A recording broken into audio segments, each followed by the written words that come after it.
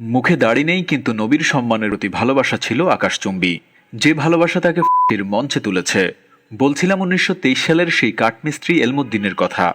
বর্তমান পৃথিবীতে বড্ড প্রয়োজন কাঠমিস্ত্রি এলমুদ্দিনের মতো একজন খাঁটি আশেকের রাসূল সাল্লাল্লাহু আলাইহি সাল্লামের খুবই অভাব, যিনি 1923 সালে প্রিয় রাসূল সাল্লাল্লাহু আলাইহি সাল্লামকে নিয়ে অবমাননাকারী রঙ্গিলা রাসূল বই প্রকাশ করার কারণে প্রকাশক রাজপালকে হত্যা করে ফাঁসির কাষ্ঠে উঠেছিলেন। রাষ্ট্রের সকল অ্যাডভোকেটগণ তার পক্ষে। তারা বলল, এলমুদ্দিন তুমি বলবে তখন তোমার মাথা ঠিক ছিল না। কিন্তু তিনি তা না বলে আদালতের কাঠগড়ায় দাঁড়িয়ে বলল, আমি স্বেচ্ছায় সজ্ঞানে তাকে হত্যা করলাম।